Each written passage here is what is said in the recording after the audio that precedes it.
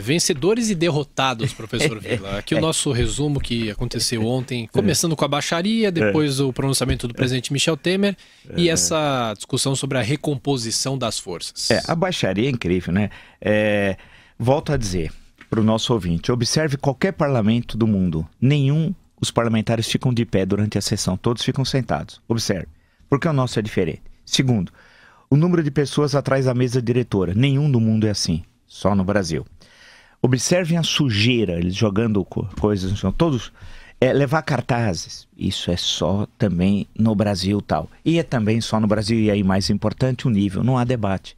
Quem acompanha a sessão, nós ficamos horrorizados tal, eu vendo tudo aquilo, um caso de horror. Mas vamos ver algumas coisas que nos interessam tal. Quer dizer, de um lado a Câmara é assim, e a Câmara é assim porque os eleitores, a maior parte não está nem aí, porque todos foram eleitos deputados, vale lembrar. Né? Se vão voltar em 2018, só os eleitores é que vão dizer, né? Vamos ver o que vai acontecer. Mas o quadro é o seguinte, tudo indica que o Congresso de hoje será o mesmo na próxima eleição, com pouquíssimas alterações, porque na essência não teve nem a reforma política, nem a reforma eleitoral, não teve nada.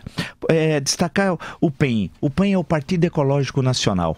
É interessante o PEN, para vocês verem essa questão de partidos. O PEN tem três parlamentares, os três votaram em defesa de Temer.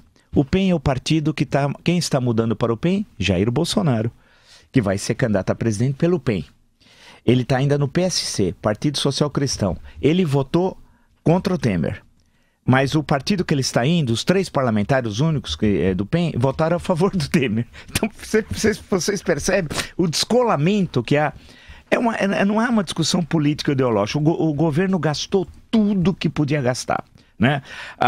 Os valores são fabulosos, os jornais dão os bilhões gastos. Tal, e aí o presidente diz, de viva voz, nós ouvimos, que as contas estão em ordem. Como é possível dizer que se as contas estão em ordem, se vai aumentar o déficit em 30 bilhões de reais esse ano?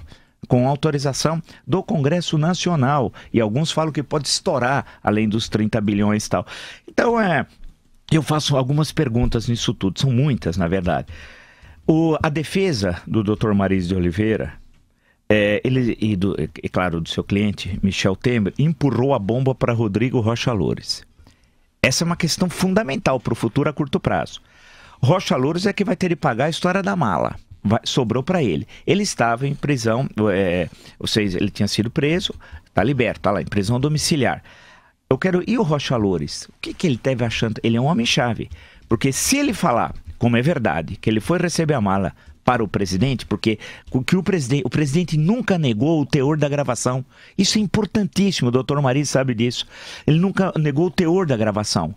Ele diz sobre Rocha Loures, Temer, é um homem de estrita confiança, da minha estrita confiança. Né? Então eu quero saber o que... E o Osmar Serralho que nos ouve? Mais uma pergunta, são tantas, né? Osmar Serralho nos ouve. Faz tempo que não fala, né? Que fala conosco. Desde que saiu do Ministério não deu entrevista. E não compareceu à sessão. Né? O deputado, o senhor podia falar conosco para apresentar suas razões. Eu sei que tem a história da Operação Carne Fraca, né?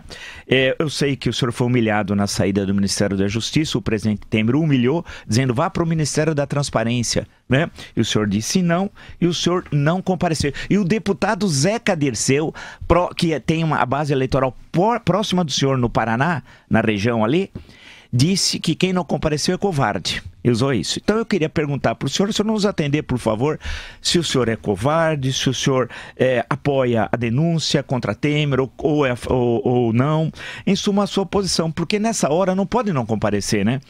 Agora, no conjunto, no frigir dos ovos, a crise, o governo aprofundou a crise. O governo não ganhou, o governo perdeu. Para ter 263 votos contra 227, com tudo que o governo gastou, o governo acabou. A gente pode dizer que o governo terminou no dia 17 de maio, naquela noite. Você pode dizer que ele foi sepultado ontem. Ele morreu no dia 17 de maio e foi sepultado ontem, que foi o dia 2 de agosto. O governo acabou, não há mais governo. E esperem as duas próximas denúncias, que pode ser que venham até juntas. Obstrução à justiça, formação de organização criminosa. Vamos dizer que a Câmara dos Deputados outra vez haja da mesma forma. Então nós teremos um presidente no exercício da chefia de Estado e de governo, que é um presidencialismo, Sobre suspeição. Olha que absurdo, é o único país do mundo que vai ter isso, caso isso ocorra, a negativa das outras duas denúncias. Acusado denunciado por corrupção passiva, obstrução à justiça, formação de relação criminosa e em pleno exercício do cargo. E não acredite que ele vai responder depois.